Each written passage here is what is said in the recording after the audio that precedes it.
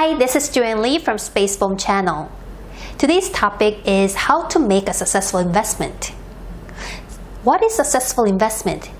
I define it as valuing an asset and acquiring the asset at a lower price than its value, and creating cash flow during its holding period. So in this definition, there are 5 key concepts that make successful investment: asset, value, price, cash flow, and holding period. So in this video, we are going to talk about how to take full control of these 5 key concepts and consistently make successful investment. So let's kick off with the whiteboard here. So I'm going to draw a quick diagram that represents successful investment. We start off with the asset, and there comes value, price, cash flow, and holding period. So like I said, successful investment can be valuing an asset and purchasing the asset at a lower price than its value and creating cash flow during its holding period. The most common mistake that most of the investors make is they skip the very important part, valuing the asset.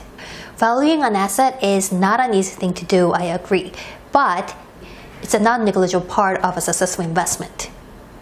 So what I suggest is that you should keep trying to evaluate the asset whenever you see an investment opportunity. Your valuation may not be perfect, but that's totally okay. What is important is that you keep trying. You need to keep trying to value an asset because we may not have a perfect start, but that's how we grow with it, because through that practice, we'll be able to evaluate the asset better and better. So most of the investors skip the valuation part and they just go to the price. And they only see the price go like this and then they focus on the price volatility. So when you purchase an asset, then your cash flow will change like this. Plus and minus. When you purchase an asset, then it creates negative cash flow because your money will be taken out to purchase the asset. Because the investor has skipped the valuation part, the investor has no clue of what should be the fair price of the asset. When the price fluctuates just like this, then the investor may choose to sell the asset to create the positive cash flow. This investment, mainly driven by the price volatility, is likely to be a very short-term practice because the investor has no idea of the value of the asset. Can this kind of practice can be a successful investment? Maybe, but I will guess the chance is very low. Now let's move on to the what many people consider as a good investment, such as valuing an asset at first and holding it for a long enough time. That sounds like a good idea, doesn't it? So this investor is careful enough to value the asset and purchase at a lower price than its value, which is a very good start of the successful investment. And this kind of practice is usually favorable for the investor because the undervalued asset is likely to appreciate over time. The investor has enough time to wait until the value and the price appreciates to its fair value. But the key risk in this practice is that the fact that we cannot predict the future price of the asset remains unchanged.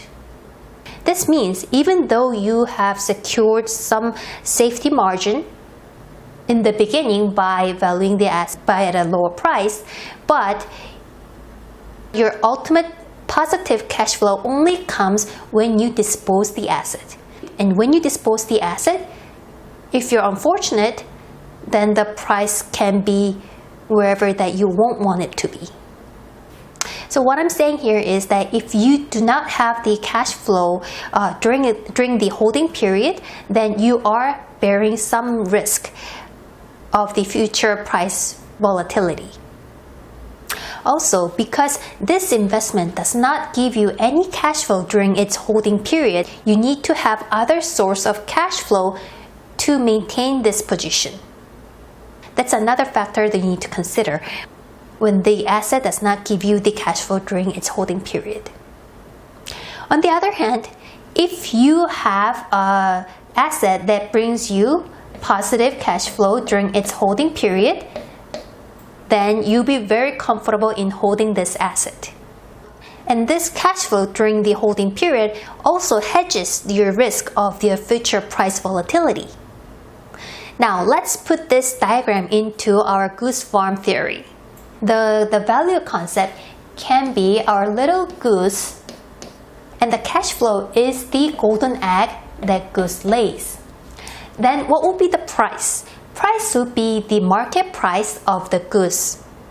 If the value of our goose is increasing over time, and the goose is also laying golden eggs and continuously, and there's no reason to dispose the goose in the market.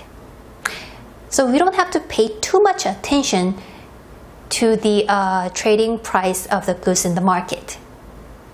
By valuing the goose and purchasing the goose at a lower price in the beginning, that's a good enough start. And then all you have to do is wait until the good value of the goose gradually increase, and also you can enjoy the cash flow that the goose brings. One of the most frequent questions from the investor is that the valuing the asset is so important. How can I do this? I totally agree that the valuation is a very tough part. To make valuation a little bit easier, I decided to focus on the asset that brings cash flow during the holding period. If there are two kinds of assets that has no cash flow and the asset that has a history of the continuous cash flow and also it expects to bring the cash flow in the future, then I will think that valuing the asset with the cash flow will be much easier than valuing the asset that has no cash flow. So not only cash flow is important when you're holding the asset, but it also plays major part when you first value the asset. So if the asset has continuous history of the cash flow, then it's giving us an easier time to value the asset. So this is why I recommend the investors, especially the beginners, to focus on the cash flow assets, because valuing an asset is very important, and valuing the cash flow asset is a bit easier than valuing the non-cash flow assets. When I run into investment opportunities, I always think about in this frame whether this can be a successful investment. Can I value the asset? If so, is the value of the asset cheaper than the market price? And does it create cash flow during my holding period? These are the key questions that I ask to myself whenever I run into new investment opportunities. And I suggest you to do the same. By practicing putting your investment opportunity into this framework, I think it'll help you a lot to make a successful investment and make you a successful investor in the longer term. I hope you have enjoyed our video as much as I did. I'll see you next time. Bye-bye.